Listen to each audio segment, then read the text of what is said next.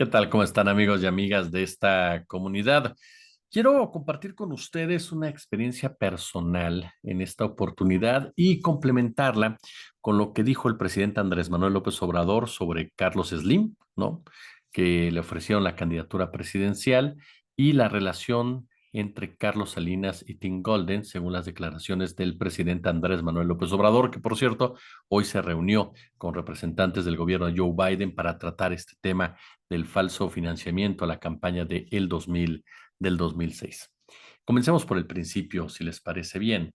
Su servidor iba tranquilamente, sin meterse con nadie, por supuesto, rumbo al noticiero 360, segunda emisión, que se transmite en el 8.3 de televisión abierta, cuando la persona que hacía el favor de llevarme sintonizó en su aparato de radio el noticiero, el espacio de Carlos Loret de Mola. Por supuesto, yo no iba a pedirle que lo apagara ni le cambiara, no suelo tener ese tipo de comportamientos, y puse atención, ¿no? Yo esperaba, por supuesto, escuchar la postura, la opinión de la derecha, de los críticos a las reformas presentadas por el presidente Andrés Manuel López Obrador, argumentos con los cuales tal vez no estás de acuerdo, pero que a final de cuentas esgrimen una postura por parte de los protagonistas, de los involucrados, una línea editorial, un comentario editorial del principal comunicador precisamente de esa ala de nuestro país, política empresarial, mente hablando. Sin embargo, fue de verdad decepcionante, totalmente decepcionante, porque lo que escuchamos fue una diatriba y estridencia en la que se insiste en que Andrés Manuel López Obrador está construyendo todo el puente, todo el camino para convertirse en un dictador, que ha invisibilizado a Claudia Sheinbaum, la cual se convertirá simplemente en su títere, ¿no? En la persona que pondrá la cara, pero quien seguirá mandando, ejerciendo el poder durante los próximos 6 años es Andrés Manuel. Cuando usted se pregunta, van a esgrimir pruebas, van a esgrimir argumentos como tales. No existe ninguno, solamente la antipatía hacia un gobernante, solamente lo que uno cree o piensa y el afán, por supuesto, de generar todo un escenario de caos rumbo a unas elecciones que parecen totalmente definidas y que incluso las propias autoridades electorales han considerado como elecciones que serán las más grandes, por supuesto, de nuestra historia y en donde el peligro radica en la violencia, más allá precisamente que en la intromisión del Estado. Pero además me llamó mucho la atención este negacionismo por parte de los corifeos de Xóchitl Gálvez, quienes mantienen este discurso de que Xóchitl va a ganar, de que Xóchitl tiene reales oportunidades de triunfo. Yo de verdad espero con ansia el próximo mes de junio, que amanezca el 3 de junio, para recuperar todos estos tweets, todas estas grabaciones y mostrarlas fehacientemente a un grupo que olvidó el rigor periodístico para adentrarse completamente en la defensa de los intereses, a un grupo que dejó de lado completamente la responsabilidad de la información para justificar privilegios, para justificar prebendas, para tratar de recuperar precisamente parte de lo perdido, haya sido como haya sido, incluso cruzando el charco para pedirle a Estados Unidos, suplicarle a Estados Unidos que venga a intervenir en nuestro país con esa postura totalmente domesticada de la derecha mexicana. Hablaremos en otra entrega sobre eso. Pero además, me encanta cómo siguen construyendo todo alrededor de una palabra, dictadura. Y lo dicen en un programa de radio, en una empresa que tiene una concesión de radio, en una empresa que opera sin ningún tipo de limitantes, sin ningún tipo, por supuesto, de censura.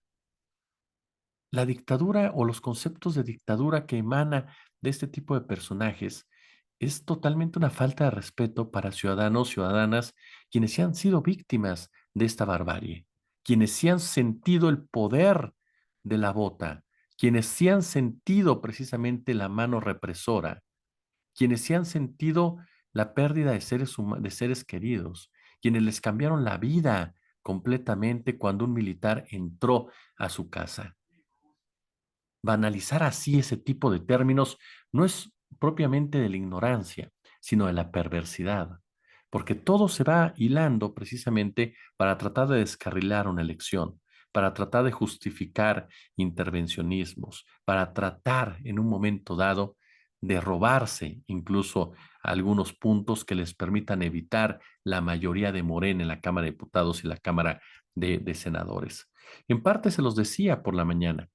Carlos se situó como el periodista crítico del gobierno. Lo hizo plenamente pensado, estratégicamente, sabía perfectamente a lo que estaba jugando y por lo tanto esto le iba a garantizar una audiencia constante, esa audiencia anti-López Obradorista ya de origen, como dice mi querido Hernán Gómez, los famosos pejefóbicos, pero además también normal, obvio, de una audiencia desencantada por la 4T, el desgaste natural del poder, porque seamos claros, no porque Andrés Manuel haya recibido 32 millones de votos en el 2018, quiere decir que todos los que votaron eran personas cercanas a Morena. Algunos estaban hartos del PRI y del PAN, otros lo hicieron por moda, otros de verdad creyeron que en 2 años todo se iba a mejorar.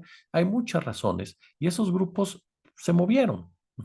Y forman parte también del radio escucha, del lector, del televidente, del consumidor de redes, de Carlos Loret de Mola, que insisto, supo manejarlo muy, muy bien, con una visión empresarial muy clara en el tema de las audiencias. Sin embargo, lejos de aprovechar esta posición para presentar realmente trabajos que pudieran ayudar a mejorar incluso lo que pasa en el gobierno, con denuncias claras, contundentes, sólidas, simplemente se convirtieron en golpeadores que de una u otra manera quieren, quieren el poder o quieren entregarle ese poder a sus verdaderos jefes, a los que no les importa si hay o no hay avances, a los que no les interesa si se han hecho cosas bien o se han hecho cosas mal. Para ellos, López Obrador y la 4T es el infierno, es el apocalipsis, es la destrucción total de nuestro país. Aun y cuando usted puede voltear a todos lados y darse cuenta que eso no es verdad, ellos siguen en esa burbuja,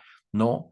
Que les permite el negacionismo, ese negacionismo que los ha llevado, y aquí incluyo a los partidos políticos, a convertirse en una oposición decepcionante, en una oposición eh, vergonzosa, en una oposición carente precisamente de inteligencia, en una oposición reaccionaria, reactiva, ridícula en muchas ocasiones y totalmente alejada de la población mayoritaria. Esa soberbia de no querer aceptar que se equivocaron, esa soberbia de no querer ir más allá de sus cabinas, de sus estudios, de ver qué es lo que pasa en muchos lugares que hace mucho tiempo ellos dejaron de visitar y que fingían hacerlo explotando al reportero local y solamente llegar a tomarse algunas fotos e imágenes para que se pensara que estaban cubriendo algún desastre natural. Lo que escuchamos como línea editorial, como comentario editorial, insisto, del principal comunicador de la derecha en estos momentos, no fue para nada sustantivo.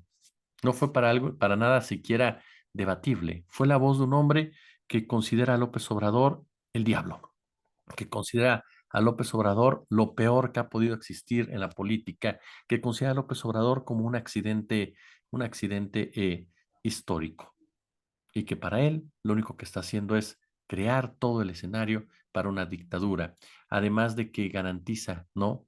Que Claudia Sheinbaum no levanta, que está totalmente apagada y que Xóchitl Gálvez incluso podría rebasar precisamente por la izquierda. Y es ahí cuando te preguntas, ¿qué no se dan cuenta lo que hace Xóchitl? ¿Qué no se dan cuenta los resultados que tiene Xóchitl?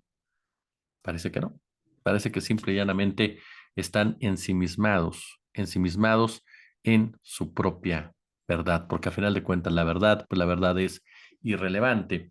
Y eso nos lleva a este punto. ¿Por qué? Porque a final de cuentas mucha de la molestia de Carlos y de otros comunicadores con López Obrador no es una cuestión ni siquiera política, se los puedo garantizar, o de visiones de país. Son las decisiones que ha tomado López Obrador y que han afectado a los patrones de estos comunicadores, quienes obviamente les dan la indicación de que se lancen con todo en contra de esta administración para tratar de extorsionarla, para tratar de doblarla, para tratar precisamente de sacarla del gobierno. Y sin embargo, los resultados parece ser que no son los que ellos esperaban. Y uno de estos puntos es el papel de los empresarios. Hay empresarios, usted lo sabe perfectamente, quienes de manera abierta se han manifestado en contra de la posibilidad de que López Obrador continuara precisamente en el poder, y más que López Obrador, perdón, me corrijo, el Movimiento de Regeneración Nacional. Estas élites mexicanas, intelectuales, medios, cúpulas, quienes en su momento, en 2018, vieron al ingeniero Carlos Slim como posible candidato presidencial. Esto ya en la desesperación que tenían por un proceso en el cual los dos candidatos oficiales, Ricardo Anaya del PAN, José Antonio Meade Curibreña del PRI, simple y llanamente estaban dando pena ajena, simple y llanamente no lograban calibrar, no lograban calentar, no lograban arrancar. En el caso de José Antonio Meade, pues pobre, un hombre que por más que trataron de vendérnoslo como un hombre decente, un hombre honesto, un hombre de una familia tranquila, un hombre con meritocracia, por supuesto, en el pecho, pues tenía el PRI. Ya ni siquiera teníamos que debatir quién era realmente Pepe Mid, ¿no? Que no era tan santo ni tan buena gente. Así de sencillo, ¿no? Bueno, buena gente no sé, pero santo definitivamente no, e incorruptible tampoco.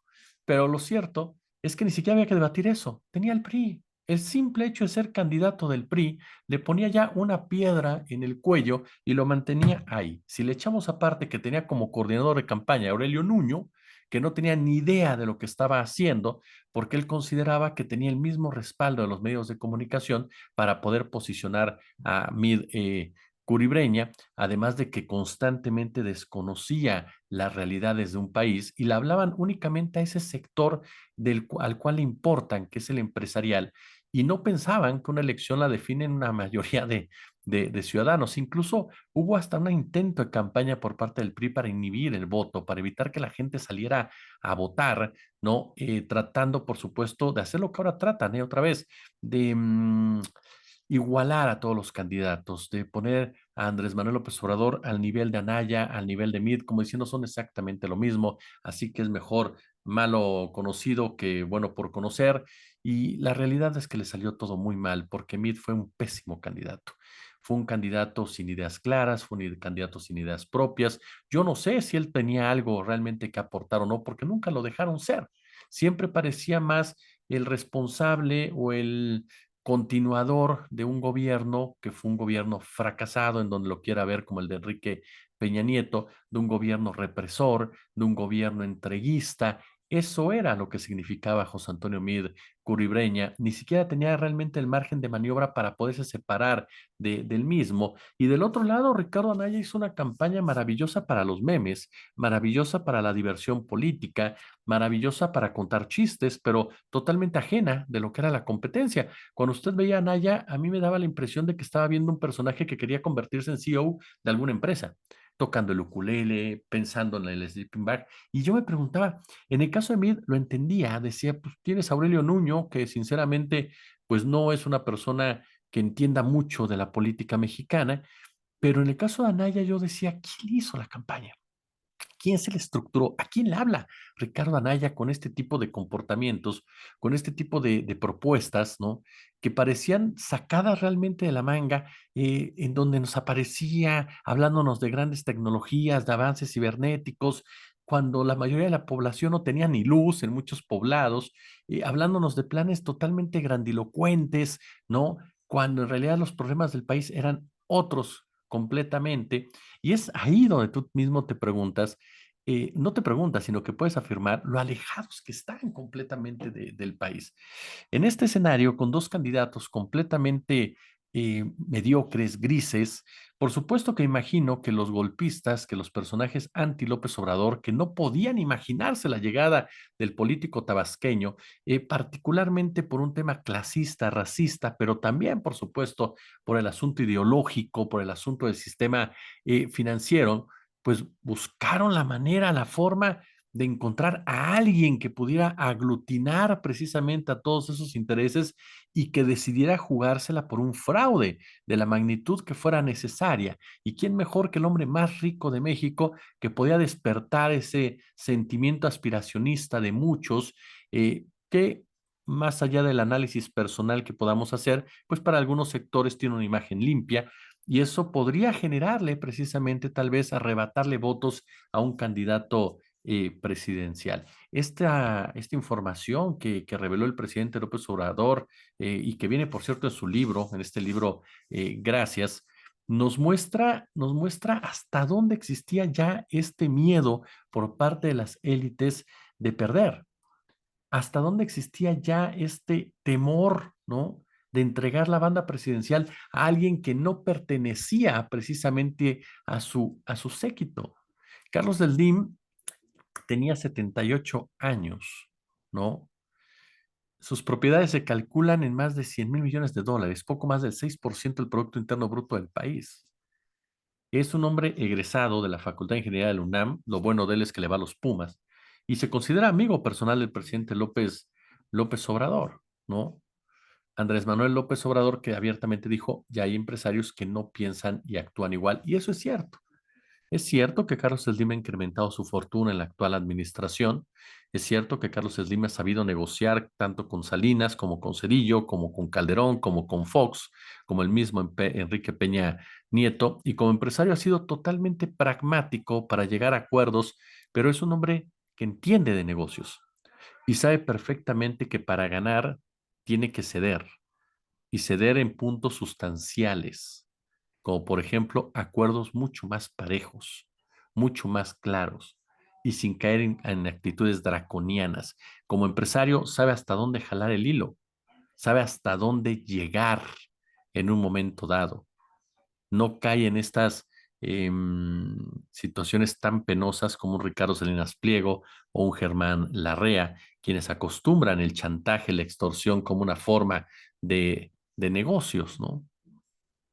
Entonces, es interesante esto que plantea el presidente de la República, porque hubo, por supuesto, empresarios quienes querían que fuera Carlos Slim. Y él les dice, no, yo estoy dedicado a otras cosas, no acepto, ¿no?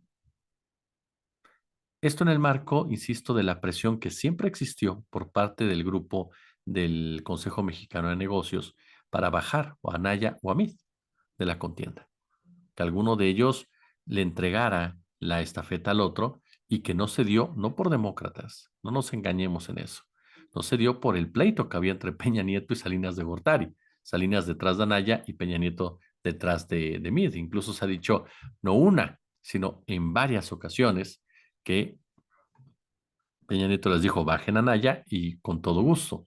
Y del otro lado no quisieron tampoco aceptar, ¿no? Obviamente que también nos plantea pues este tipo de acuerdos, de enjuagues, como dice el presidente, en torno a la democracia, con lo que ellos entienden como la democracia. Hasta donde los empresarios, este grupo de élite empresarial, porque luego hay gente que me dice, no, no todos los empresarios, obviamente hablamos de la élite empresarial, se sienten dueños de este país, sienten que solo su voto cuenta, sienten que solamente su voz precisamente es la que debe de, de escucharse, ¿no? En fin, vaya que es un tema interesante. Oiga, y el otro rápidamente, lo que dijo el presidente sobre esta presunta relación del señor Tim Golden con Carlos Salinas de Gortari. Dijo, están mintiendo constantemente, muy con ganas de hacernos quedar mal, así como este periodista premiado, agente de la DEA y muy vinculado a Salinas de Gortari. Ahora está saliendo mucha información. Estoy aquí de reportero, corresponsal en New York Times, muy cercano a Salinas. No sé si sea cierto, pero hasta corría con Salinas.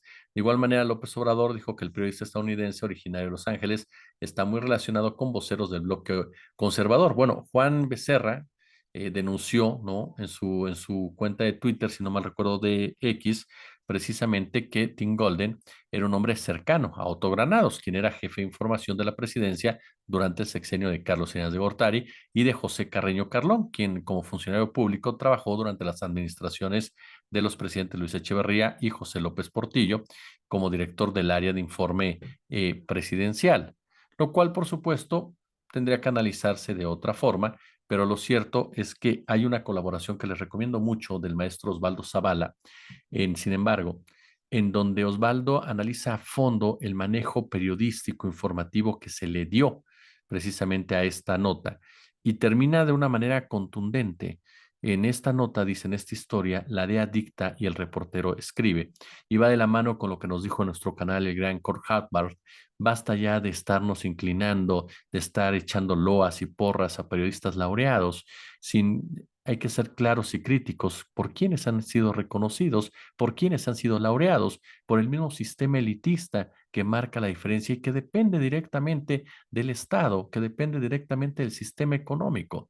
Por lo tanto, muchos de esos premios solamente son para el ego, para la banalidad y para confirmar no el talento de un periodista, sino más bien dicho su compromiso con el Estado. Además, por supuesto, del desprestigio de la prensa norteamericana en general por la forma como han tratado los conflictos bélicos en los cuales está involucrado su gobierno. Entonces, en este marco tiene razón el presidente de la República cuando dice, pues serán muy laureados, pero dicen mentiras totalmente.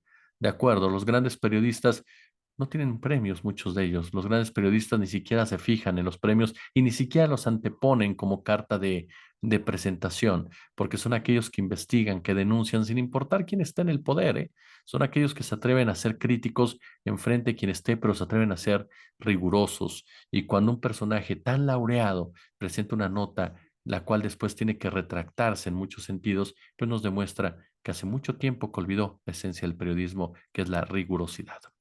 Si les gustó el video, por supuesto, échenle pulgar arriba y concluyo de esa manera por cómo iniciamos, hablando de la falta de rigurosidad de Loret, la falta de rigurosidad de Tim Golden y cómo a final de cuentas todo se engrana. ¿Para qué? Se amarra, dirían por ahí, ¿no? Se convierte en un engranaje. ¿Para qué? Para golpear precisamente en temporada electoral. Si les gustó el video, pulgar arriba, por supuesto. Déjenos su super chat, déjenos super gracias, pero sobre todo déjenos su comentario. Déjenos, por supuesto, también su like, es muy importante. Suscríbanse y denle a la campanita. Nos vemos al ratito con otro tema, el clasismo y el racismo en la derecha mexicana. Yo por lo pronto les agradezco y como siempre un gusto, como siempre un placer.